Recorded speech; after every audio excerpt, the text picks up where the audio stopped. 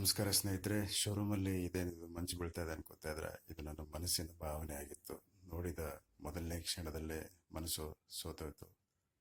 ಇದನ್ನ ತಗೋಬೇಕನ್ನೋ ಒಂದು ಆಸೆ ಹೆಚ್ಚಿಗೆ ಆಯಿತು. ಆ್ಯಕ್ಚುಲಿ 20 ವರ್ಷದಿಂದ ಆಸೆ ಪಟ್ಟ ಒಂದು ಬುಲೆಟ್ 7 ವರ್ಷದಿಂದ ದೃಢವಾಗಿ ತಗೋಬೇಕು ಅಂತೇಳಿ ಒಂದ್ಸರಿ ಶೋರೂಮ್ಗೆ ಹೋದಾಗ 50,000 ಕೊಟ್ಟು ಬುಕ್ ಮಾಡಿದ್ವಿ. ಇನ್ನು ಫೈನಾನ್ಸಲ್ಲಿ ಡೆಲಿವರಿ ಪ್ರಾಸೆಸ್ ಟೈಮ್ ಬಂದಾಗ ಇನ್ನು ಫೈನಾನ್ಸಲ್ಲಿ ಕಡಿಮೆ ಆಗಿದೆ ಸರ್, ಇನ್ನು 15,000 ಕಟ್ಟಬೇಕಾಗುತ್ತೆ ಅಂತ ಹೇಳಿದಾಗ ನಮಗೆ ಆ ಪರಿಸ್ಥಿತಿಯಲ್ಲಿ ಆಗಲಿಲ್ಲ. ಕ್ಯಾನ್ಸಲ್ ಮಾಡಿಕೊಂಡು ಎರಡನೇ ಗಾಡಿ ಪಲ್ಸರ್ ತೊಗೊಂಡಿದ್ದೆ. ಮೊದಲನೇ ಗಾಡಿ ಇವಾಗ ಯಮಕ್ ರಕ್ಸ್ ಇದೆ, ಅದು ಇನ್ನೂ ಜೊತೆಯಲ್ಲೇ ಇದೆ. ಎರಡನೇ ಗಾಡಿ ಪಲ್ಸರ್ ತೊಗೊಂಡು ಕಾರಣಾಂತರದಿಂದ ಕೋವಿಡ್ ಟೈಮಲ್ಲಿ ಮಾರಬೇಕಾಯಿತು.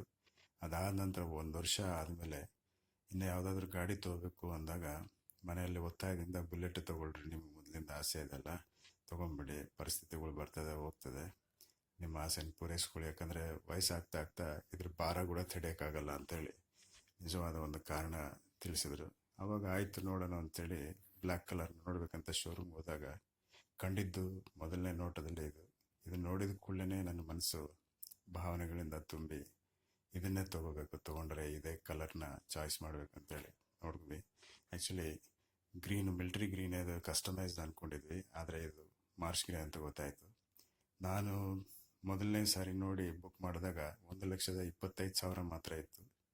ಅದಾದಮೇಲೆ ಇವಾಗ ನಾವು ತೊಗೊಳ್ಳುವಾಗ 2,87,000 ಚಿಲ್ಲರೆ ಆಯಿತು.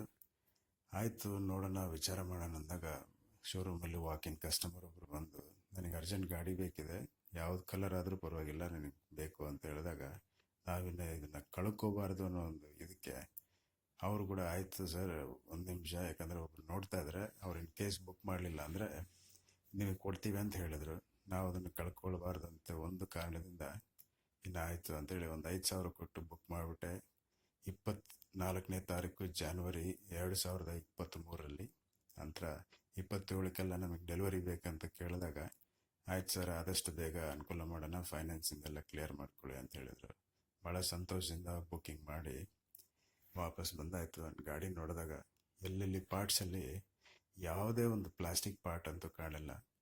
ಅದಕ್ಕೆ ಹೇಳ್ತಾರೆ ಮೇಡ್ ಲೈಕ್ ಎ ಗನ್ ಅಂತೇಳಿ. ಸ್ಕ್ರಾಚ್ ಏನೋ ಅಂತ ಟೆಸ್ಟ್ ಮಾಡಿದೆ, ಅದೇನೋ ಪೇಂಟಿಂಗ್ ಆಗಿತ್ತು, ಜಸ್ಟ್ ಚಾಕ್ ಪೀಸಿಂದ ಬರೆದಿದ್ರು.